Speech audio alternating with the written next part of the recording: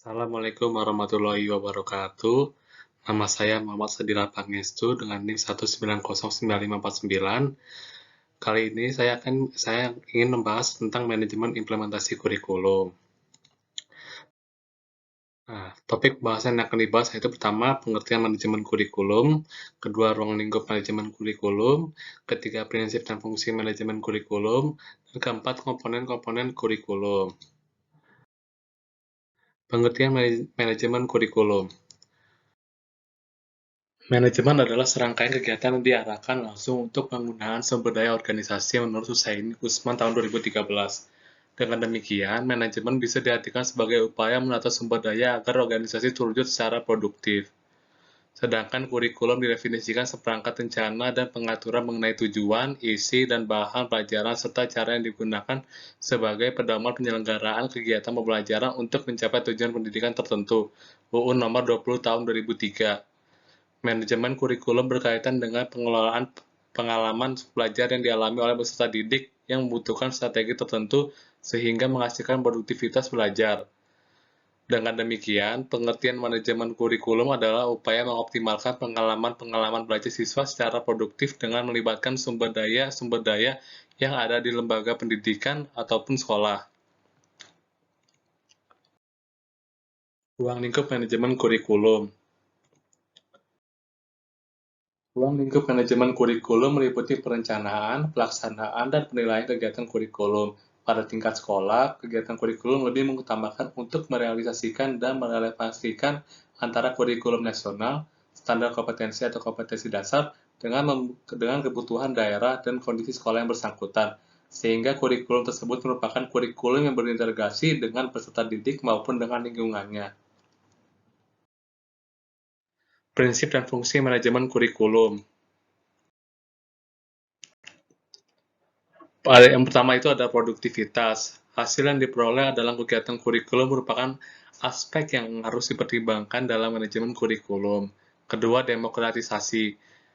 Pelaksanaan manajemen kurikulum harus berasaskan pada demokrasi yang menempatkan pengelola, pelaksana, dan subjek didik pada posisi yang seharusnya dalam melaksanakan tugas dengan penuh tanggung jawab untuk mencapai tujuan kurikulum.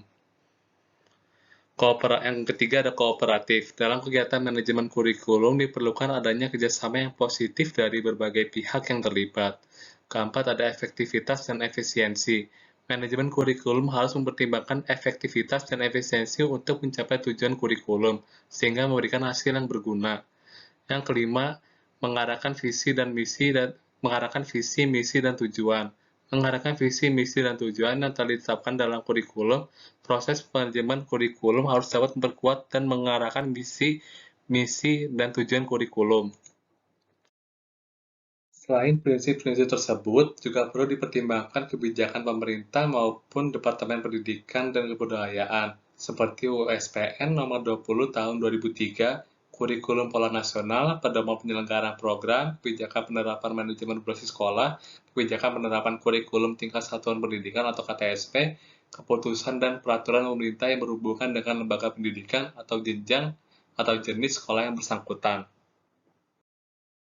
Dalam proses pendidikan, perlu dilaksanakan manajemen kurikulum untuk memberikan hasil kurikulum yang lebih efektif, efisien, dan optimal. Dalam memberdayakan berbagai sumber maupun komponen kurikulum, ada beberapa fungsi dari manajemen kurikulum, yaitu diantaranya meningkatkan efisiensi pemanfaatan sumber daya kurikulum, yang kedua, meningkatkan keadilan dan kesempatan pada siswa untuk mencapai hasil yang maksimal, ketiga, meningkatkan relevansi dan efektivitas pembelajaran sesuai dengan kebutuhan peserta didik maupun lingkungan sekitar peserta didik.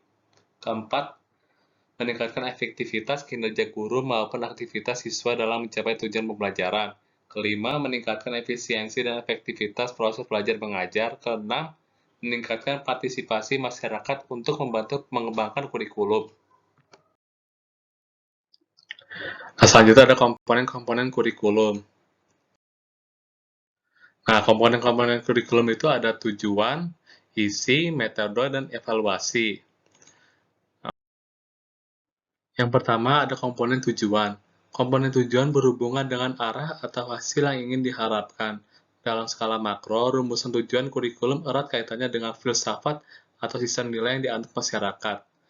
Bahkan, rumusan tujuan menggambarkan suatu masyarakat yang cita-citakan. Dalam skala mikro, tujuan kurikulum berhubungan dengan visi dan misi sekolah serta tujuan-tujuan yang lebih sempit seperti tujuan setiap mata pelajaran dan tujuan proses pembelajaran. Nah, tujuan pendidikan diklasifikasikan menjadi 4, yaitu pertama tujuan pendidikan atau tujuan pendidikan nasional TPN. Tujuan pendidikan nasional atau TPN adalah tujuan yang bersifat paling umum dan merupakan sasaran akhir yang harus dijadikan pedoman oleh setiap usaha pendidikan.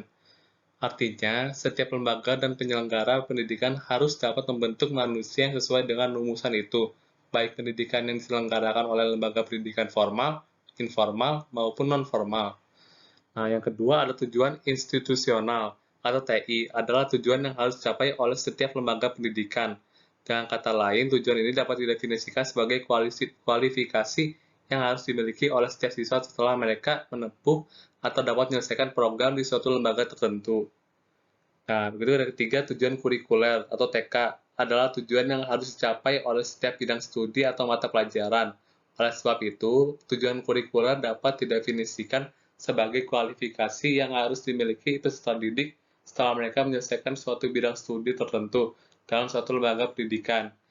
Nah, selanjutnya yang terakhir ada tujuan pembelajaran atau tujuan instruksional atau yang bisa dikenal TP, merupakan bagian dari tujuan kurikuler. Tujuan pembelajaran dapat didefinisikan sebagai kemampuan yang harus dimiliki oleh anak didik setelah mereka mempelajari bahasan tertentu dalam bidang studi tertentu dalam satu kali pertemuan. Nah, selanjutnya, yang kedua ada komponen isi atau materi pembelajaran. Pada komponen isi, kurikulum lebih banyak menitik beratkan pada pengalaman belajar yang harus dimiliki oleh peserta didik dalam kegiatan proses pembelajaran.